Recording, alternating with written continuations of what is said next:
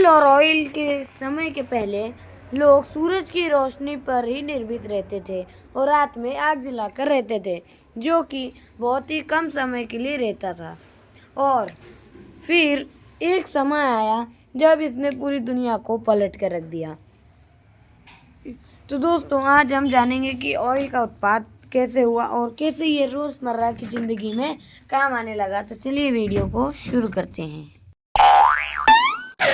समय था 1700 शताब्दी और 1900 शताब्दी, जब अमेरिका के लोगों ने व्हेल ऑयल का इस्तेमाल करना जारी रखा, जिसमें लोग व्हेल का तेल निकालकर उन्हें दियों में और लालटेन में डालकर इस्तेमाल में लेते थे, जो कि बहुत महंगा मिलता था।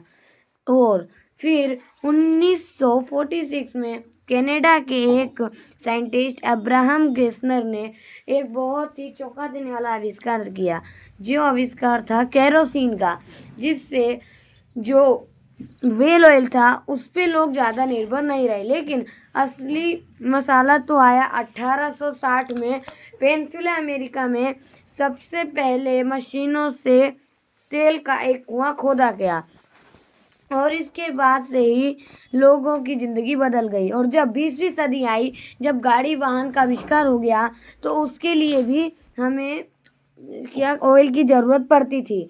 और उसके बाद और जो ऑयल रहता है दोस्तों, वो रहता है 1.5 या 4 किलोमीटर अंदर, जिसके लिए ड्रिलिंग करनी पड़ती है और जिसका कॉस्ट बहुत ज़्यादा रहता है। तो बताते हैं आपको कि ड्रिलिंग कैसे तेल निकलता है और उसको कैसे अलग अलग चीज़ों में कन्वर्ट किया जाता है। सबसे पहले ड्रिलिंग की जाती है, और जब तेल निकल जाता है तो उसे एक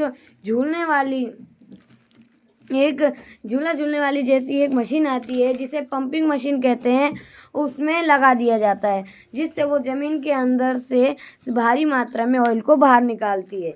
और आप बता सकते हैं कि सबसे बड़ी जो ऑयल की फैक्ट्री रहती है वो कहाँ है। दरअसल सबसे बड़ी ऑयल की फैक्ट्री भारत के जामनगर रिफाइनरी को ही कहा जाता है, जो गुजरात में है, जो 7,500 एकड़ में फैली हुई है। और जब ऑयल निकाल लेती हैं तो उन्हें वो ट्रक के जो वो रहते हैं, ट्रकों में भरकर रिफाइनरी में भेज दिया जाता है, जिसमें उन तेलों को एक बड़े से सिलेंडर में भरकर उसे 350 या 400 डिग्री में तापमान दिया जाता है या हीट किया जाता है, जिससे जो भारी पदार्थ है वो नीचे रह जाता है और जो हल्के हल्के पदार्थ हैं वो उसमें विसर्जित हो जाते हैं। जैसे कि सबसे ऊपर रहता है LPG, जिससे खाना बनता है। उसके बाद आता है पेट्रोल, जिससे आपकी गाड़ियाँ चलती हैं। और फिर आता है नैफ्था, जो प्लास्टिक, केमिकल, दवाइयाँ, बोरोप्लस आदि बनाने में काम आता है। फिर आता है केरोसिन, जो कि इंजन प्लेन में डलता है, प्लेन के इंजनों में डलता है। फिर आता है डीजल, जो भारी वाहनों में डलता है। उसके बाद आता है हेवी ऑयल, जो इंजन को चिकना रखता है और इंजन में डलता है। फिर आता है फ्यूल ऑयल, जो बड़ी फैक्ट्रियों में बर्न किया जाता है। और फिर आता है डामर, जिसको सड़क बनाने में यूज़ लिया जाता है, और साथ में उसमें अलग अलग गैसेस भी निकलते हैं। तो उसके बाद उन सभी तेलों को अलग अलग ट्रकों में भरकर उन्हें ले जाया जाता है पेट्रोल पंप पर।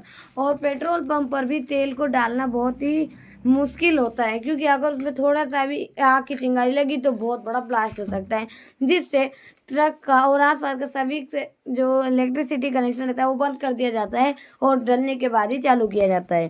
तो दोस्तों, ये थी पेट्रोल की पूरी लाइफ लाइन। अगर आपको ये वीडियो अच्छी लगी तो हमारे चैनल को लाइक और सब्सक्राइब जरूर करें। चलिए मिलते हैं एक अच्छी नई वीडियो के साथ में, तब तक के लिए जय हिंद।